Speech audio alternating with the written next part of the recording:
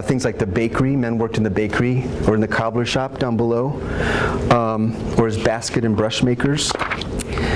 Women tended to work either in the sculleries, the kitchens, or in the laundries, but also sewing and darning the linens. And then more educated patients, and there were class issues in the hospitals that I won't get into too much, but there were class issues throughout this period. But more educated or middle class patients might do clerical work or oversee the work of other patients. And most of the hospitals had their own newspapers and magazines. This is the September 1852 edition of the Opal from the State Lunatic Asylum at Utica, New York, and it's written by the patients. We actually had this at the Merck for a while too. It was fantastic. Patients wrote about their experiences being mentally ill. Of course, the line between proto-occupational therapy and forced labor was not a clear one, and this became a controversial part of moral treatment later in the asylum era. And in the 20th century, I have very mixed feelings about this, but in 20th century, the patient's rights not to work sort of superseded the therapeutic benefit that patients could have if they were employed. Days in the asylum were highly structured. Up at 6:30 in the morning, up at 6 in the morning. Tidy your room, make your bed. Breakfast at 6:30. These are the dining rooms in 2 asylums. Then, I guess waiting around for the doctor. I don't know what that looked like. And having your interview or whatever happened with the doctor. Hospital chapel on Sundays. In the afternoons, work the kind of occupational therapy stuff I was just talking about. So there's no little dark smell interview room? One would hope there would be.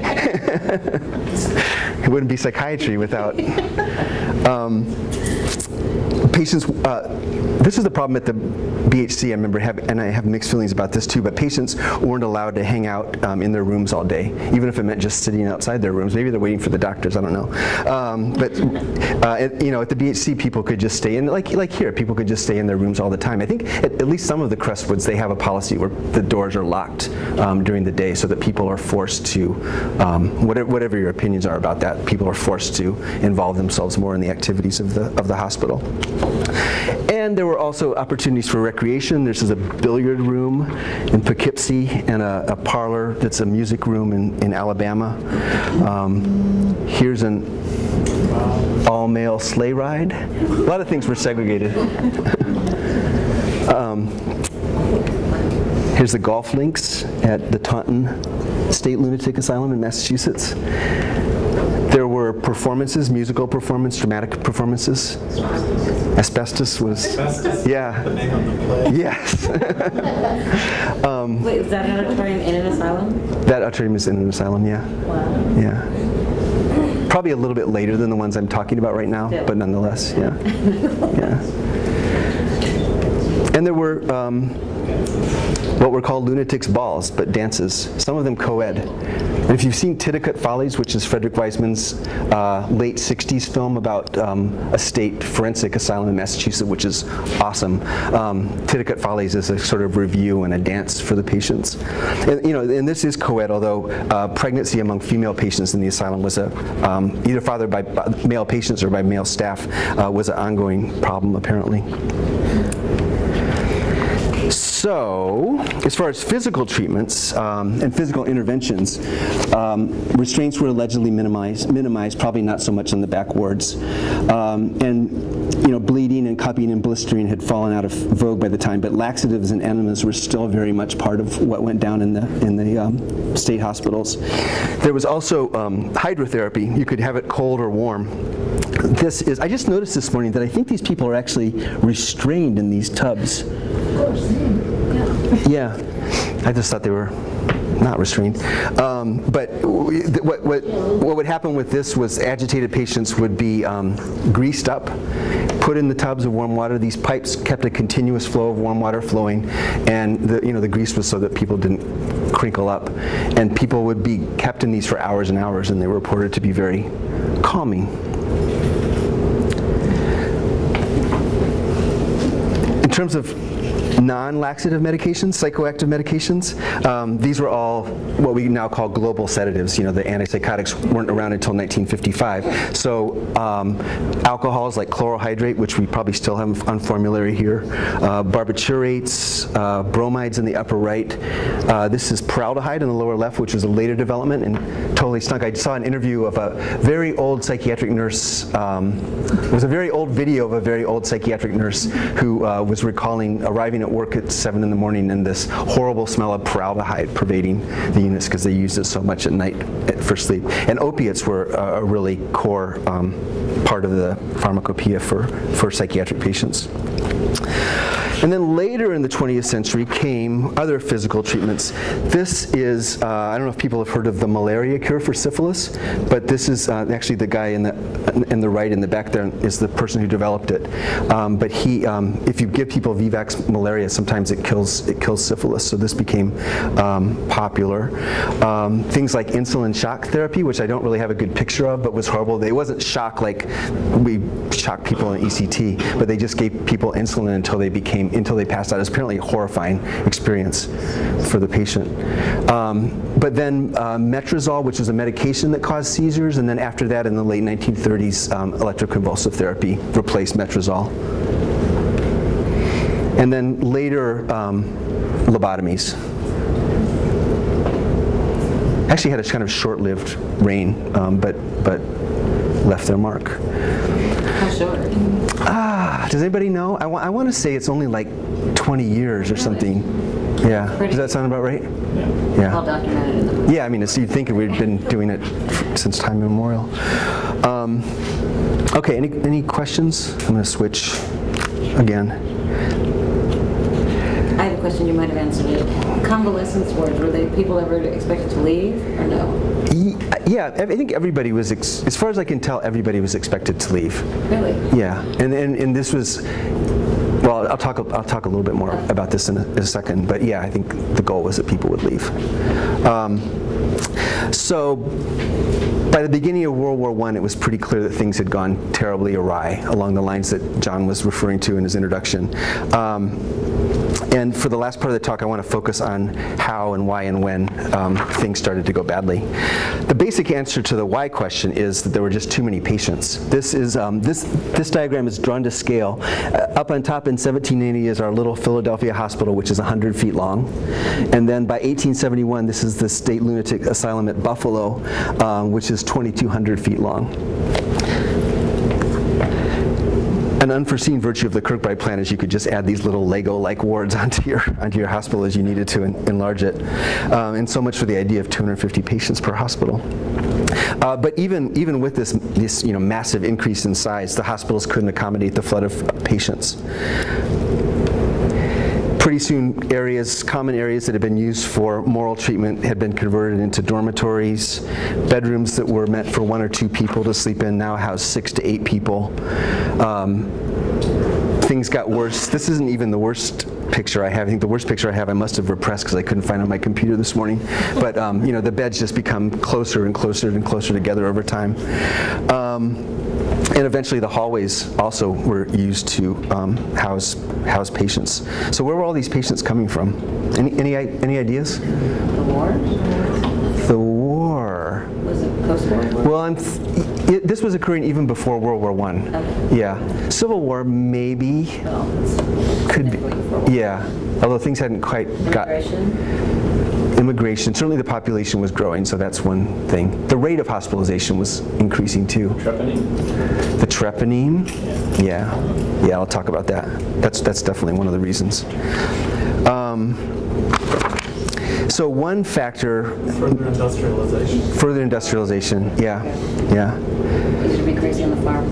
Yeah, exactly. I mean, all the factors that led to the development of the asylum continued to develop over this time period. Changes in the rules of birth. Like, how did that work? Well, they changed. There were times where all you needed was one physician to certify that you were mentally ill and needed treatment, versus times where you needed to be dangerous. Mm-hmm. And that was a judge who made that decision? No, the psychiatrist. Psychiatrists always. Made it. I mean, the law changed over time. And the way the law was interpreted. And then, but it was any physician. There was any physician. Any physician. Any physician could do it, yeah. At various points. Yeah, that seems to be the most common way people got into the asylums, a family member plus a physician. In the 1860s, a husband commit his wife just on the basis of saying, I want to commit you. to be committed. Yeah. All I needed was one physician to sign off. Right, right. Funny how you remember that. I bring that up regularly. Where is Shannon this week? Those were the days. Good old. Does it really? A family member agrees patient to be hospitalized without her or his consent, he can do that with one doctor's consent. Pretty amazing. So you can tell. Pretty amazing. Well, this is a little bit complicated, but one of the main factors was that, and this was present at the inception really, was that there was this Enlightenment craze for curability, this belief in curability, and this belief in the fact that many severe mental illnesses weren't chronic. The fact that they were chronic and couldn't be cured was overlooked. In his handbook, Kirkbride himself says about 80 to 90% of newly insane people could be cured. And you know, I should say a lot of people were cured in these institutions, whatever ailed them. We don't think we really know very well, but there were people with depressions, there were probably people with brief psychotic reactions, in addition to people that we would see as more chronic. But you know, 80 to 90% was probably an exaggeration, and this seemed to be the order of the day. You know, these institutions were funded by public monies, so they needed to keep up this charade of curability, and that's why I said I think there was this real drive to get people out, because those were the statistics that were looked at in terms of, and you know, and they would do things like somebody be discharged from the hospital, it'd be like us discharging somebody from the hospital, saying they're cured, and then they come back, and so they would count each of those discharges as a cure. So you know, and so you know, yeah, the superintendent's money income depended on keeping these places going too. I actually still had a hard time getting my head around the fact that a whole society could kind of overlook the fact that mental illnesses were sometimes at least not curable. It's such a fundamental tenet of what we learn and teach about schizophrenia versus bipolar disorder. But you know, actually that so-called Kraepelinian dichotomy between manic depressive psychosis and dementia precox didn't occur until 1898. So prior to that, the main diagnoses in these hospitals were mania, which I think applied to manics and also anybody else who was super agitated, dementia, what was the other one? Idiocy, and melancholia. But dementia wasn't age related? I don't know what dementia meant, but it didn't seem like it was dementia precox. Yeah. And I put this list up. This is the list of reasons for hospitalizations at one West Virginia asylum. And honestly, I partly put it up because of the number of times masturbation shows up as a cause for insanity. And also, you can't win for losing because suppressed masturbation is also on there as a reason for insanity. But you know, I mean, when I Overaction of the mind. Overaction, yeah, there's a lot of really good ones on there. Female disease. Yeah, there's a lot of really nice ones about women there too. But when I saw this, I kind of could get my head around. I mean, this was just conceived of in such a different way than we conceive of the causes of mental illness now.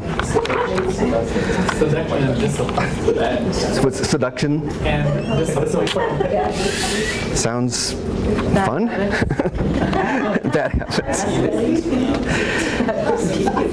So eventually, you know, the truth came out. These things were not curable. And then the question, since it's a rhetorical question, the question and the answer both were: if insanity isn't curable, then why bother spending time and resources trying to cure it? And so that was big. The other reasons for the rise in patient numbers are more straightforward.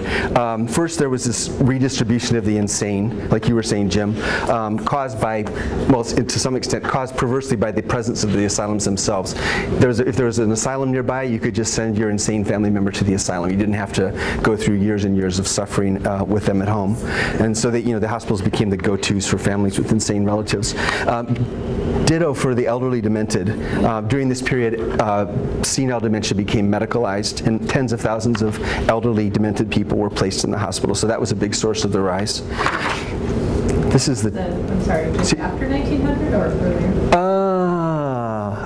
I don't know. What did you ask about that? 1906 was Alzheimer's top. Okay.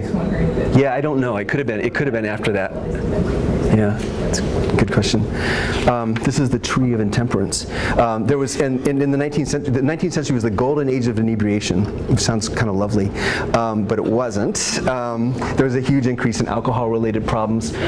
People had more disposable income. Cheaper liquors from like sugar beets came along, so liquor was cheaper and cheaper, and more people had alcohol problems. So that they were seeing people that we would now say to have alcohol dementia or Wernicke's encephalopathy, Korsakoff psychosis.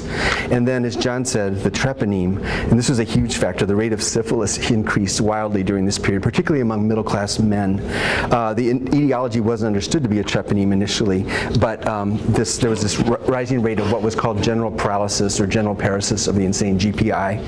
And depending on where you read, 10 to 20% of state asylum beds in the pre-penicillin period, which is pre-1930, were occupied by people who had general paresis of the insane. This is somebody, I don't know if he has general paresis, but he has tabes dorsalis, which is another syphilis, a neurosyphilis type. So, the last little piece is still focusing on the question of why this increased. It's possible that the rate of schizophrenia increased. I think we're taught 1% and we think maybe that's been this way all along, but we know in different cultures rates of schizophrenia are different. And it could be that some of the forces of modernity, industrialization, urbanization, changing social roles led to an increase. And there are people interested in schizophrenia. One of them wrote this article who feel like the rate may have risen over the course of the 19th century. So that is all I have to say about the asylum era. If you like this stuff, Chris Benitez forgot to bring his book, but there's this book called Asylum, which is kind of really compelling, beautiful pictures of these disused asylums. Many of them are Kirkbride buildings. Another book that's super depressing is The Lives They Left Behind. They found these suitcases of mental patients at the Utica State Hospital after it had been closed, and opened the suitcases and wrote this book and took pictures of the contents. And then my favorite is a novel, or a series of novels, the Regeneration Trilogy by Pat Barker. It's not in the U.S. It's about a gay mental hospital superintendent in Scotland during World War I, and he's trying to treat, have you read it? He's trying to, it's a wonderful novel, trying to treat people with war neurosis, with what we call PTSD now. And I think it allegedly was very well researched by Pat Barker, and I think in terms of just like the texture of life in the asylum and what it was like for the asylum superintendent to live, it's a really interesting read. So where are these buildings now? So they're still there, a lot of them. Kids go and break into them, and movies are made in them. Like New York NYU film school students, go into them and film movies. I mean, people are still obsessed with asylums. A lot of them have been torn down, though. Yeah, sometimes the sites are still in use, but the original Kirkbride buildings are torn down. But there are still a number of Kirkbride buildings out there. I was just going to say thank you so much for doing this. It was really great. Do you know what happened to the term insane? I don't know. When did insane become Like past lunacy, you mean? passe? I think lunacy died out before insane. Yeah, lunacy was... Yeah, but I don't know. I mean, I feel like that must be a more recent development somehow, but I don't... We're still in some legal statutes, I think. Not Joey, reason of insanity? It's common legal reference to mental illness. Still? Yeah. Even in new legislation, you think? I can't answer that one. Yeah.